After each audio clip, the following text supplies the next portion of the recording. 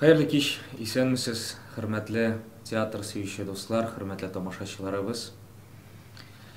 Бүген без сезнең белән бергәләп, инде бөек шәхесебез, театрыбызның яраткан улы, Татарстанның атказанган артисты, Муса Җәлил исемендәге дәүләт премиясе лауреаты Шамил Бариев хакында истәлекләрне яңартырбыз.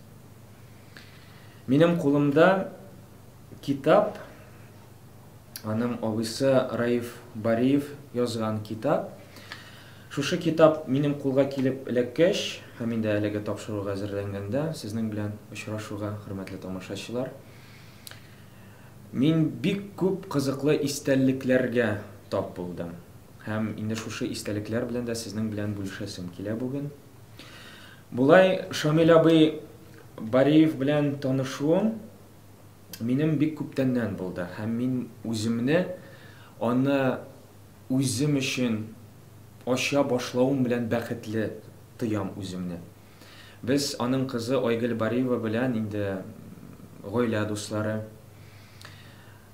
Һәм бер 5 ел элек Шамил абыйга багышлап тапшырылган Хатлар дигән китабы чыкты. Ул китапта Шамил абыйның аның хатыны Гөлфия ханымга язган хатлары тупланган. Һәм Айгөл апа Бариева мине шушы китапның презентациясенә чакырган иде. Ришат, менә син минем әтиемнең яшьлеген хәтерләтәсең дип, миңа Шамил абый Бариевны гәүдәләндерергә шундый мөмкинчелек бирде. Менә шул вакыттан башлап Шамил абый Бариев минем янәшәмдә йөргән шикелле. Беренчедән аның шундый алпат, дәрәҗәле, күп кырлы талант иясе, җыр телле артист буларак ул мине бик кызыксындырды. Һәм инде мин аның иҗатын менә шулай киреп итеп өйрәнә башландым. Шушы китаптан берничә истәлекләргә тукталыйк, дуслар. Хәзер кыскача гына Шамил абый хакында информация җиткерәсем килә. Шамил Бариев Саба районы Олы Орташ авылында укытучы гаиләсендә 4нче бала булып туа. Зыялы, тыйнак, тәртип яратучан Бариевлар гаиләсе авылда иң хөрмәтлеләрдән санала. Моның өстенә әле алар сәнгатькә үлеп гашык кешеләрдә. Абыйлары Наил бик матур итеп баянда уйный, Раиф җырлый, апалары Наилә исә күп санлы үзешчән сәнгать түгәрәкләре эшендә катнаша.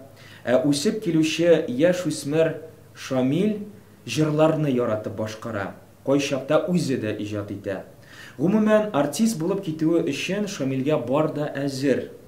Тирә-ягында җырга-моңга гашык әти-әнисе, туганнары, дуслары, үзенең дә яңгырауклы тавышы нәкъ менә сәхнәләрдән генә ишетелү өчен яралган инде. Казанга күчеп килү сәхнәдә уйнау теләкләрен тагын да көчәйтә. Һәм Шамил тәвәккәлләп Ленинград дәүләт театр, музыка һәм кинематография институтына укырга керә. 1973 елда аны уңышлы тамамлап, шул ук елны Галиәскәр Камал исемендәге Татар дәүләт академия театрында эшли башлый. Тиз арада иҗатташлары арасында ихтирам да, уңыш та казана. Нурихан Фаттахның Кылгали драмасында Ярмыш, Таҗи Гизәтнең Ташкыннарында Артамонов, Баҗиевның Кияү белән кәләшендә Кияү, Чингис Айтматовның Ахыр заманында Ирназар, Садыйкованың Бәхетлеме син әсәрендә Мирвали, Вәрдис, Гариф, Нақи Сәмбәтнең Хуҗа Насретдинендә Вәзир, Нақи Сәмбәтнең Зифасында Айдар, Аманулланың Әлепле артистлары комедиясендә режиссер роле, уланың соңгы роле. Шамил Бариев иҗат иткән образларның кайберләре әнә шундыйлардан. Артистның күп кырлы эшчәнлеге, сайыкмас сәләте аның педагогик эшендә аеруча чагыла.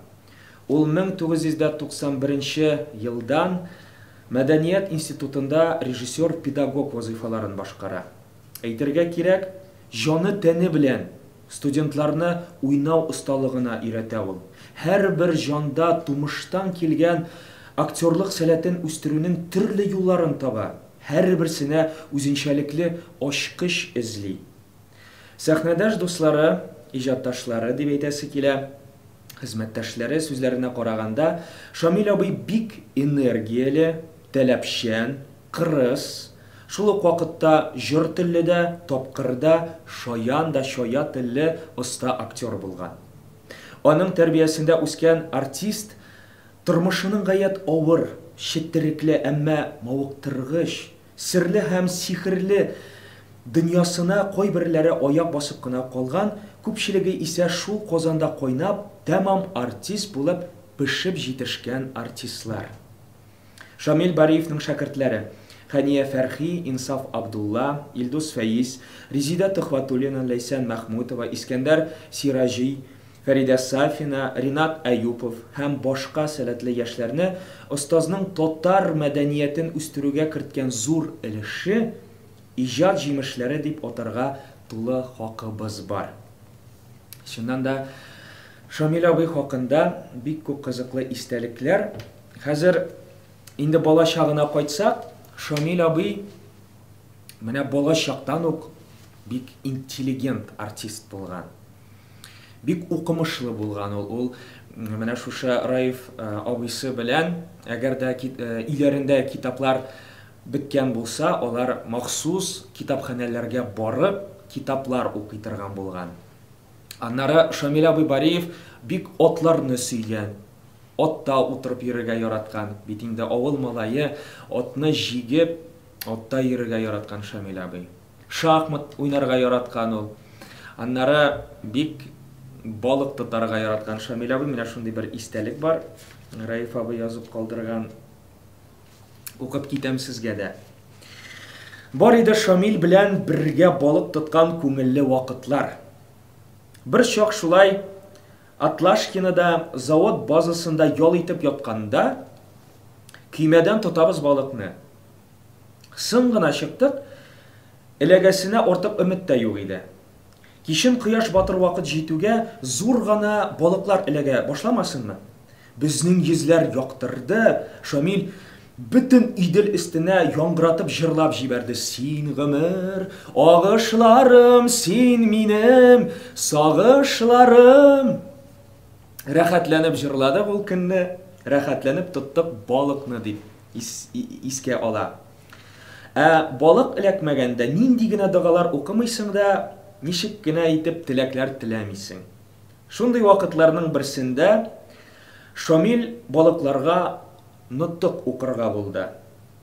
Балык әфәнделәр дип башлады ул үзенең сүзен һәм шунда ук балык шиертә дә башлады. Шушы очрактан соң бу сүзләр безнең балыкчы дугаларының берсе булып калды. Шиертмәгәндә кызыксындыру чарасы итеп, сүзне балык әфәнделәр дип башлап җибәрдек. Менә шундый кызыклы моментлар инде бүген сезгә тагын да ишеттерермен, дуслар. Хәзер инде аның иҗатташ дуслары, коллегалары сөйләгән истәлекләрне яңартырбыз.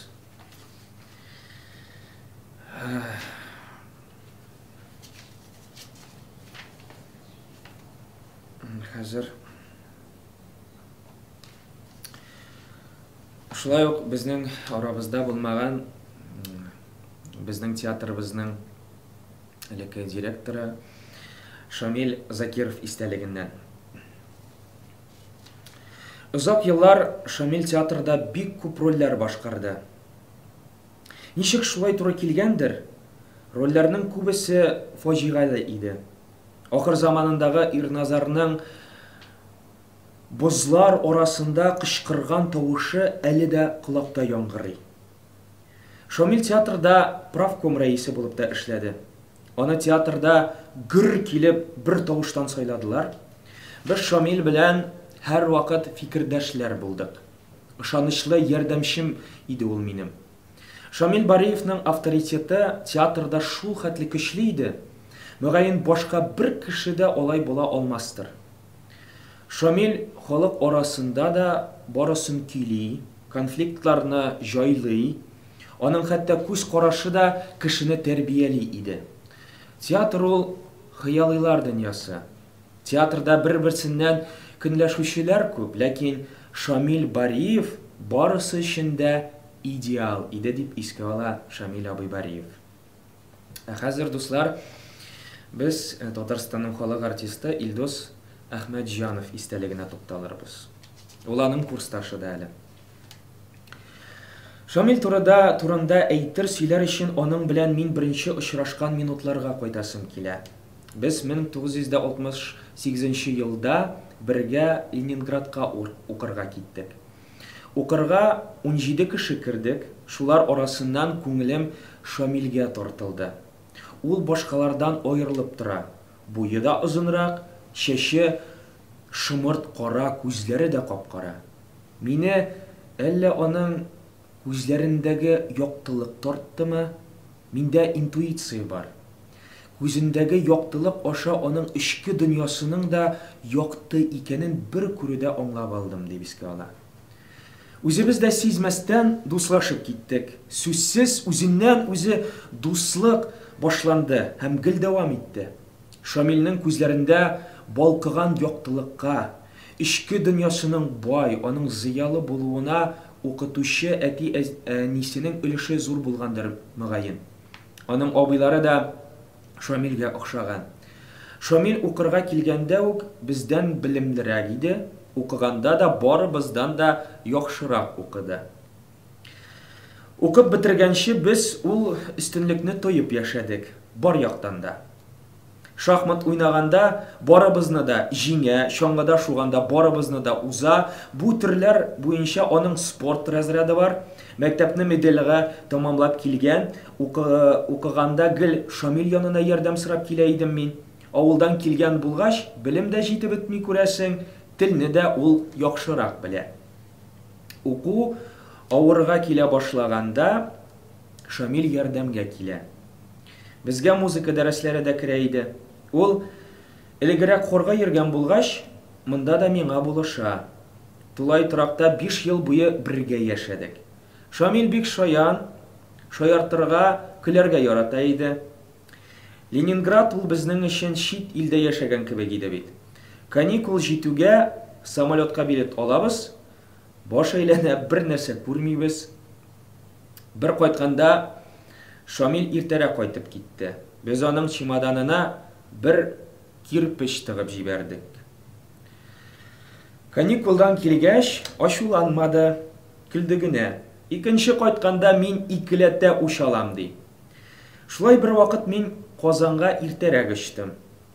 Кайтып чемоданны ачсам, анда безнең бөтен бүлмә белән күнегүләр ясый торган 5 килолы гантель килеп чыкты. Калдырып булмый бит инде. Кире алып кайтып киттем, көлештек. Уч чынлап та икеләтә булып чыкты. Ленинградта Шамилнең яхшы сыйфатлары, уңдырышлы туфракка төшкән орлык кебек тагын да үсте, тагын да көчәйде. 1973 елда укуны тәмамлап, Казанга кайтканда Шамил диплом спектакльләрендә баш рольләрдә уйнады. Шамил театрда күп төрле рольләр башкарды. Аның диапазоны бик киң иде. Гомумән мин аңа бирелмәстәй рольләрне белмим. Шамил Бариев кайсы гына рольдә уйнамасын, барысы да истә кала иде. Шулай да мин безнең театр өчен бик әһәмиятле булган мәхәббәт рольләрен Шамил уйнавында аеруча яхшы килеп чыкканын әйтер идем. Инде Шамилдан соң ул уйнаган рольләргә күп кенә артистлар кирип карады. Юк, башкаларның уйнавы аныкы кебек яхшы чыкмый. Алыштыргысыз кеше булмый дип әйтсәләр дә, Шамил кеше буларак та, артист буларак та алыштыргысыз иде. Хәзер театр сөюче дуслар, без Татарстанның һәм Россиянең халык артисты Әзгар Шакиров истәлегенә тукталырбыз.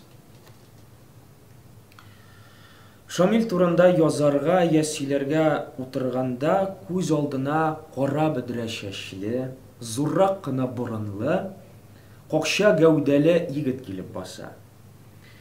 Театрга кайтканда башка яшьләрдән Шамил аерылып тора. Сөйләме бик чиста, саф татарча. Укырга киткәнче шәһәр мәктәбендә укыган булгач, татарчасы ничек икән бу егетнең дип борчылган идем. Ул чиста, безнеңчә, күңелгә ята торган тел белән сөйли икән. Гадәттә килеп керүгә үк театрда рольләрне бирмиләр. 5-6 ел узуы мөмкин, чөнки сәхнәгә күнегергә кирәк. Ә Шамилнең сәхнәдәге эше кайтып керүгә башланды. Башы аягы белән эшкә чумды ул. Театр, киностудия, фильмнар тәрҗемә итү, радио, телевидение. Телевидениедә иҗат иткән әсәрләре кайвакыт сәхнәдәгеләрдән дә көчлерәк була. Аның шулай ишәнлеген күреп булса да булыр икән күпкырлы талант дип шаклар катам мин. Аннан соң аның матур итеп җырлавы да билгеле булды. Җырлы рольләре әзрәк булды шул аның, истә калырлык җырлары, җырлы зур рольләр башкармады дип искә ала Әсгар абый Шакиров. Еллар узды, кара чәчле Шамилебез оппак булды. Зур истә калырлык спектакльләре дә сәхнәгә чыкты. Мин үзем мәсәлән, шуларның беренчесе Кияү белән кәләш булды дип саныйм. Анда артист буларак Шамил бер сикереш ясады. Сәхнәгә аның эчке яктылыгы чыкты. Ул сәхнәгә чыгуга тамашачыны үзенә җәлеп итте. Табындырды. Артист өчен мондый хәл сирәк була. Тамашачы да Шамил Бариевка карата хөрмәт уянды. Ул хөрмәт Шамилгә тагын да ачылып китәргә ярдәм итте. Спектакль катлаулы, анда өч кенә кеше уйный, җитмәсә татар әйбере дә түгел. Буларга да карамастан тамашачы аны якын итте. Халык тулы зал булып йөрде. Бу спектакльдә артист буларак Шамилнең ичке матурлыгы ачылды. Хөрмәтле театр сөюче дусларыбыз, инде бу урында минем шушы Кияү белән кәләш спектаклендә Шамил абый башкарган җырны да җырлап үтәсем килә. Ул сезнең барчагызга да таныш минемчә. Әйдәгез бергәләп җырлап алыйк. Ул Зөлфәт сүзләренә язылган җыр, Фуат Әбүбәкеров кия. Нишләде бу йөрәк, нәрсә булды? Бар дөньяга кинәт нурлар тулды. Нигә бөтен дөнья якты шулай? Якты бәхетемне таптым бугай. Бар язларым сиңа гомерлеккә, бар язларым сиңа гомерлеккә. Күзләреңнең моңы сиңа гына, сүзләремнең нуры сиңа гына. La la la la la la la la la la la la. Барысында кишер, уйнап көлеп, мин кишергән гафу иткән кебек. Хәзер мин сезнең белән дуслар шулай итеп, дәвам итеп, Әсгар абый Шакировның истәлекләрен дәвам итәсем килә. Шамилнең икенче зур эше Ахыр заман. Аның өчен без Муса Җәлил исемендәге премияга лаек булдык. Мин бу эшне Шамилнең иҗатында икенче баскыч булды дип саныйм. Әлеге спектакльне куйган Дамир Сыйражиев Шамилнең күп мөмкинлекләрен ачарга ярдәм итте. Шамил аның куюлуында дистәләгән рольләре белән сәхнәгә чыкты. Ахыр заманындагы Ирназар яктылыкка омтылып, кеше бәхете өчен яши. Шамил Ирназарны шул хәтле ышандырып уйнады. Тамашачы шушы кеше генә башкалар өчен җанын бирергә булдыра дип уйлады. Бу спектакльдә Шамил үзендә күпме рухи көч барлыгын күрсәтте. Татарстанның халык артисты, язучы Хәлим Җайлалов истәлегеннән.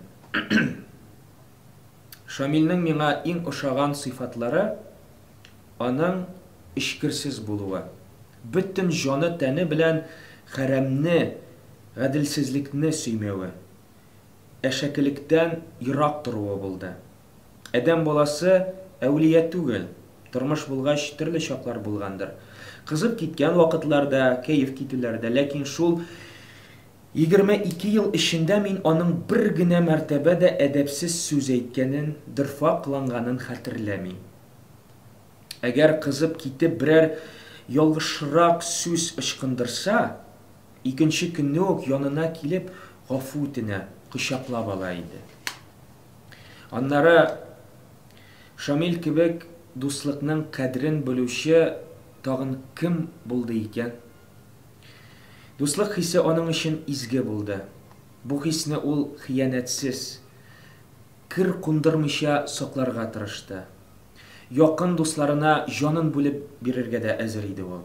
Гастрольләрдә йөргәндә төрле хәлләргә каласың. Менә шундый чакларда чын туры мәгънәсендә соңгы телемен дә дуслары белән бүлешер иде. Соңгы тиенен дә кызганып тормас иде. Шамилнең артистлык таланты турында күп язылды, күп сөйләнде. Минем бүгенге сүзем ул турыда түгел. Мин бары тик аның тормыштагы кайбер сыйфатлары турында гына искә төшереп киттем. Талантлы артист, чиста күңелле кеше иде, дустыбыз дип искә ала Хәлим ага Җалалов. Чыннан да шушы китапта язылган истәлекләр Шамил абыйның күп кырлы талант иясе икәнен ачыклый. Бит инде менә драма артистына шундый матур җырлый белү ул инде аның күңел дөньясының нечкә булуын тасвирлый. Аның инде радио, телевидениедә эшләве менә күңелендә яшәгән шушы талантлы күп яклап ачасы килүендә сөйли бит инде. Бүген хөрмәтле театр сөюче дусларыбыз, әлеге алынган, искә алынган истәлекләребез безнең Шамил абый рухына дога булып барып ирешсен иде. Тамаша кылганыгыз өчен сезгә бик зур рәхмәт. Һәр вакыттагыча театр белән яшәгез, театр җанлы булыгыз, исән, имин булыгыз. Киләсе очрашуларга кадәр.